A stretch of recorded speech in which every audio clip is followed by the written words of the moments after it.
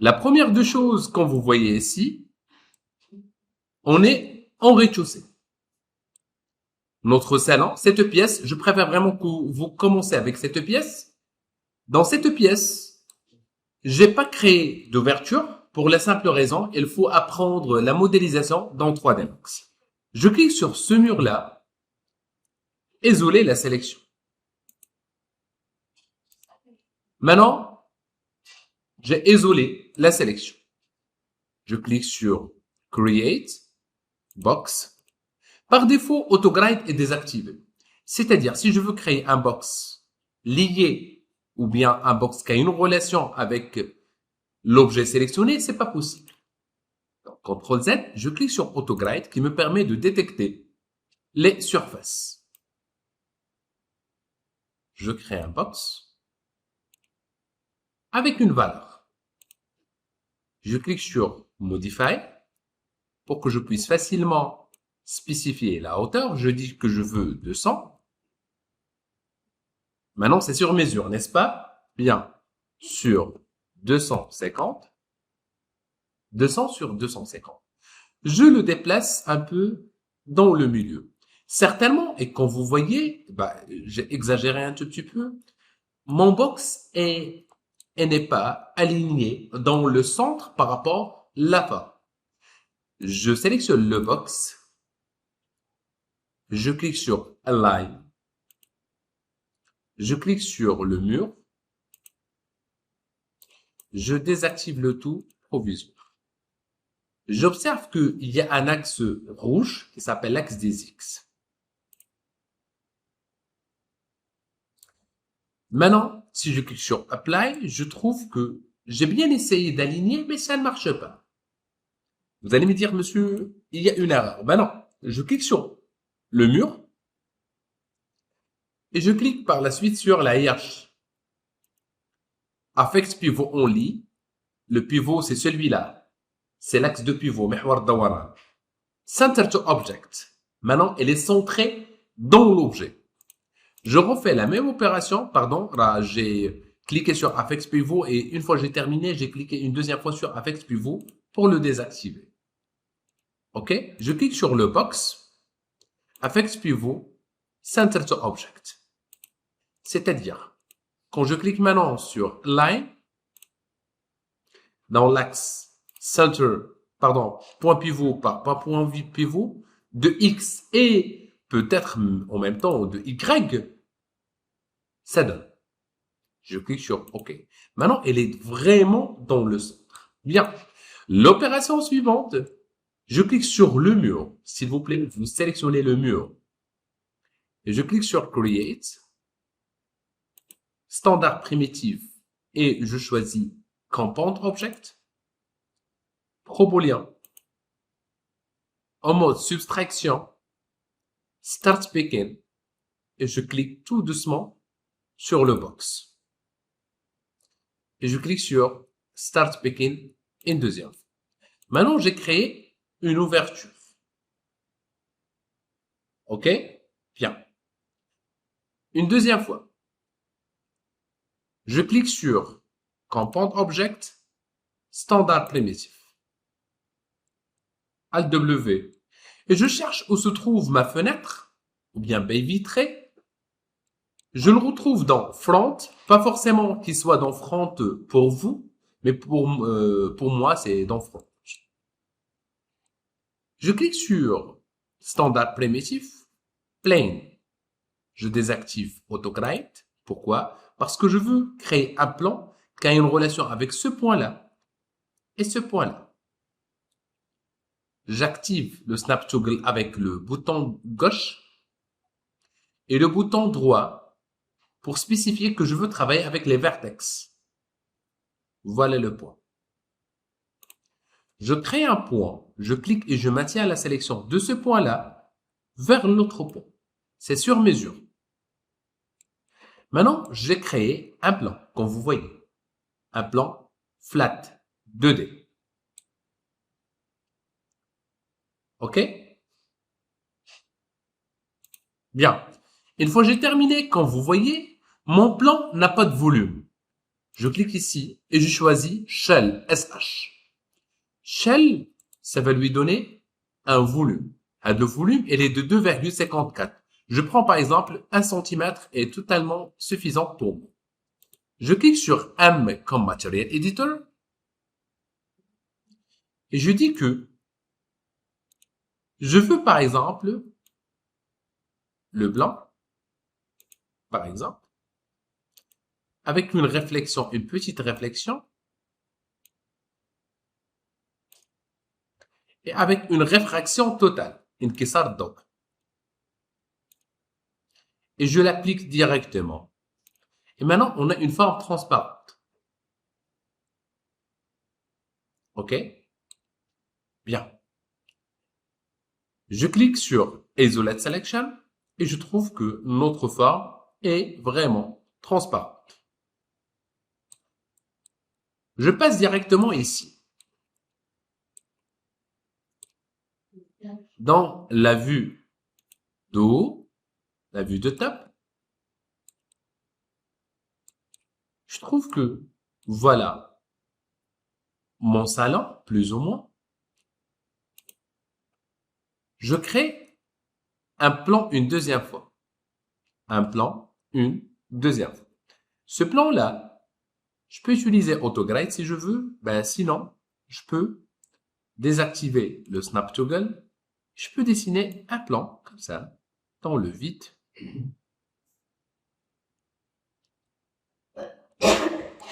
Ce plan-là que vous voyez avec moi, je peux cliquer sur Modify pour voir plus ou moins sa taille. Soit disons que on a un plan de 350 sur 350. On a un plan de 350 sur 350. Allons-y. Je clique sur les segments. Je rajoute des segments, mais j'observe vraiment pas un changement. Pour cette raison, pour afficher les subdivisions, je clique sur Default Shading, Edge and Faces. Maintenant, je réduis un tout petit peu.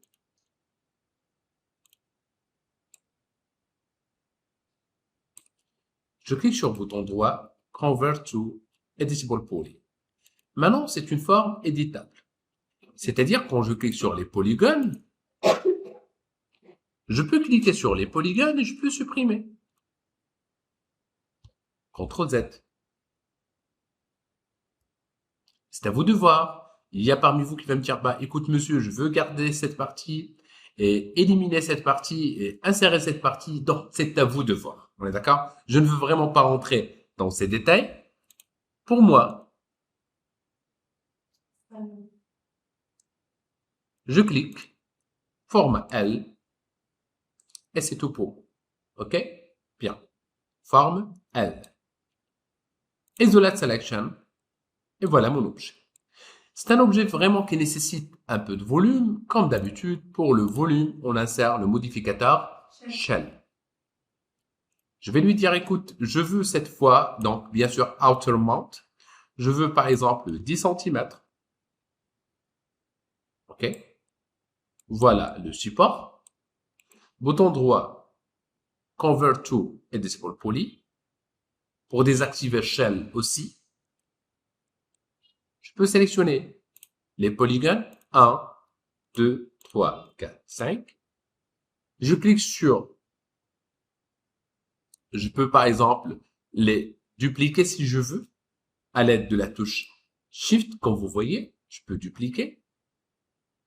Comme je peux tout simplement détacher des éléments. C'est-à-dire, par exemple, quand je clique sur Détache, mon plan, il s'appelle plan 001. Je peux par exemple le renommer Sofa. Détache as clone. Détache as clone, comme une copie. Vous allez me dire, monsieur, mais il est où la différence? Bah, tout simplement, quand je clique ici, je trouve Sofa. C'est-à-dire, il y a une duplication des surfaces. Par la suite, je vais lui donner un modificateur qui s'appelle Shell une deuxième fois. Cette fois, je prends par exemple une valeur, je sais pas, de 60. Allons très très loin. C'est trop 60. Je prends 40. Bien. Certainement, je désactive la modification actuellement sur mon plan et je clique sur plus. Je crée un box. C'est pareil, juste pour vous expliquer un petit point. Supposons qu'on a un box et je clique sur Modify et je trouve que je veux vraiment smoother la fin. Je cherche Turbo Smooth. Et la smoother la fin. Bien.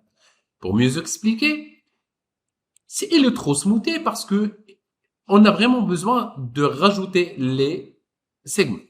Si je rajoute plus de segments, on peut réduire l'influence de Turbo Smooth. C'est bon? Le principe maintenant est clair.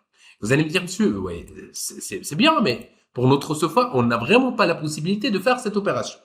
Oui, je suis d'accord avec vous. Donc, pour cette raison-là, je clique sur Convert to Editable Poly et nous allons apprendre des nouvelles techniques.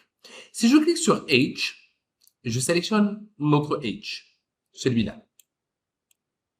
CTRL Z.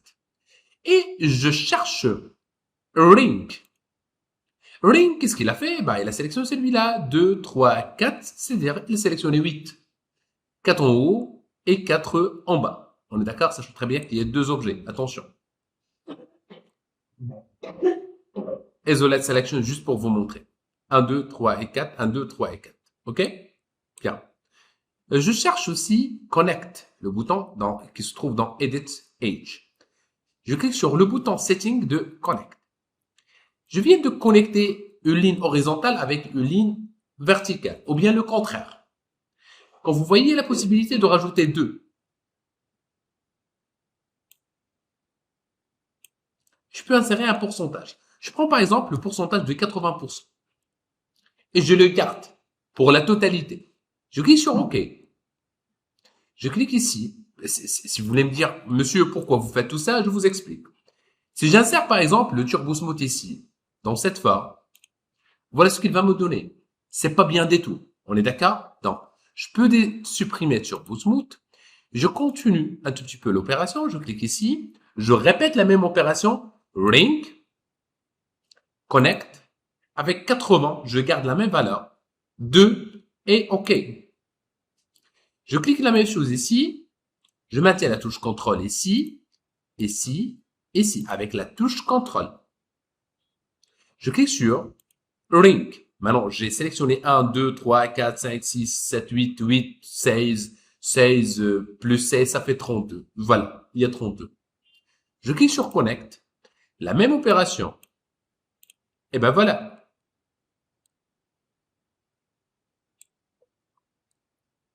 Maintenant, je clique ici un tout petit peu. Je vais voir. Est-ce que je dois faire d'autres changements ou pas? Pour cette raison, je rajoute le modificateur Turbo Smooth et je vais voir est-ce que ça marche. Et ben voilà ce qu'il va me donner. Exactement. Arrondi sur mesure. C'est-à-dire, j'ai utilisé 80%. Le reste, c'est 20%. On est d'accord? C'est sur mesure. Allons-y. C'est la première opération. Je clique sur les deux. Voilà. Un salon sur mesure. C'est ce que je veux. OK? Je ne veux pas importer cette fois. Vous allez me dire, monsieur, il me faut des coussins ou bien ADA. Donc, je clique sur AutoGrade. Je dessine un box. Je clique sur Modify. Je dis que je veux, par exemple, ici, 1 mètre. Je mentionne 1 m. Aussi, c'est possible. Sur une valeur de, je sais pas, de 80. C'est juste une question de choix. OK? Et ici, la hauteur, 1 centimètre. Rien de plus. Et je vais vous dire pourquoi par la suite. On va utiliser une nouvelle technique. Cloud. OK. Ici, quand vous voyez, il y a des segments, n'est-ce pas? Ici, on va utiliser une valeur. Je préfère une valeur entre 12, 14, 15. On est d'accord? Je prends par exemple le 14 sur 1. 14, 14 et 1. Vous allez me dire, monsieur, c'est quoi ça? Je vous explique. Je sais maintenant que c'est le 4, c'est plan 2, c'est la banquette sofa et box. Je sélectionne les trois comme ça. si vous voulez. Je clique ici et je cherche clothes, as clothes, les vêtements. Object Properties, je dis que il y a le sofa. Je sais que j'ai renommé à de la partie sofa, n'est-ce pas? Sofa, c'est un objet de collision. خاص بالاصطدام. Plane 2, un objet de collision. Box, cloth. Type, vous testez, je prends le Satan, avec un gonflage, avec une valeur attestée de 14. Je clique sur OK. Je clique sur Simulate. Bien. Comme vous voyez, j'ai créé une animation. Je clique sur la tête de l'animation. Je trouve qu'il y a une animation. Bien. Si vous voulez l'objet comme ça, ou comme ça, ou comme ça, vous le gardez comme vous voulez. OK? Sans le moindre problème. Allons-y. Je le prends un peu gonflé, c'est pas grave. Je clique sur l'objet, bouton droit, Convert to Editable Poly. Vous allez me dire pourquoi, monsieur? Bah, tout simplement, je veux créer d'autres modifications. Je pense que j'arrête parce que ça va compliquer un peu les choses. Donc, je clique sur Rotate et je crée une petite rotation d'objet. OK? Je peux bien sûr utiliser la rotation de moins 90. Je le déplace quand je veux.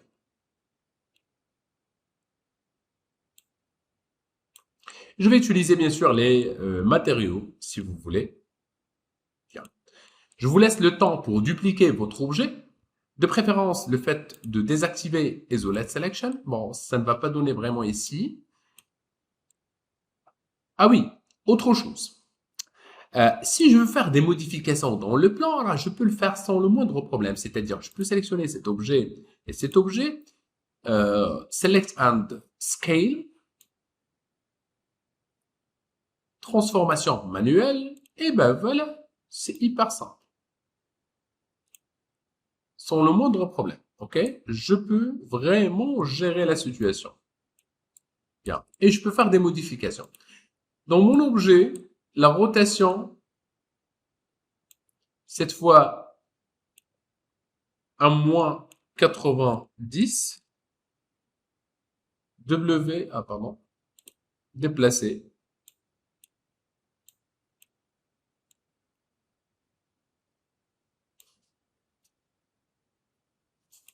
Et ben voilà. OK? Bien.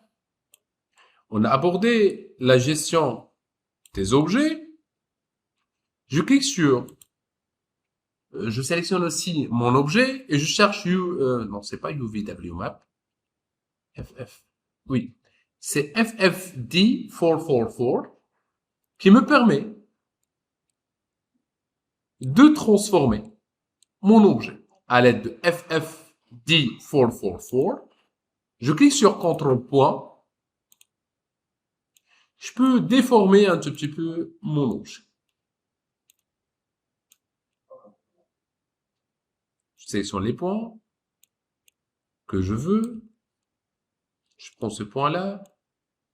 Je déplace les points que je veux. Petit à petit. Donc, vous essayez de faire un tout petit effort. Et ben voilà. Vous cliquez sur CTRL point une deuxième fois. Et la dernière deux choses, je préfère vraiment que vous dupliquez vous-même l'objet. Supposons qu'on est là, dans cette vue. Je crée un nouveau plan avec AutoGride. Un nouveau plan. OK? Avec une petite rotation de moins 45. Comme ça. Et je dis que ce plan-là, ça va être un plan de 100 sur 100 tout petit peu. Un petit plan. Je le mets ici. C'est juste pour la décoration un peu des objets. Voilà mon petit plan. OK? Je rajoute environ 50 sur 50 segments. C'est beaucoup de segments qu'il me faut. OK? Je sélectionne le sofa et le plan en maintenant la touche contrôle. Isolate selection. Pardon. Le plan, pardon. Sofa et le 4. Et aussi le seul, pardon. Isolate selection. J'ai 3 éléments, comme vous voyez. Donc, celui-là, c'est le seul. Je le renomme. Seul. Par exemple, plan 003. Je sélectionne les 4. Donc, je clique sur celui-là. Convert to editable poly. Pour supprimer la modification qu'on a créée. Convert to editable poly. Bien. Je sélectionne les 4. Une deuxième fois. Close. Je prends mon plan un tout petit peu. Je le déplace un peu dans l'espace. Dans l'axe Y. Et je sélectionne les objets, Object Properties. Je sais que ce plan-là, c'est le plan 00. Je clique sur le sol aussi, objet de collision. Sofa, objet de collision. Plan 002, un objet de collision, si je ne pas trompé. Et le plan 003, close as Satan. Par exemple, c'est ruban. Bon, je prends Satan, je le préfère. OK. Et je clique sur Simulate.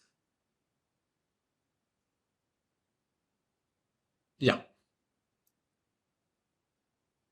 Merci, c'est très joli. Donc, et par la suite, je peux par exemple ajouter des textures au choix. J'arrête pour aujourd'hui. C'est bien. Donc, ce qu'il faut faire, c'est pratiquer tout ça dans notre salle.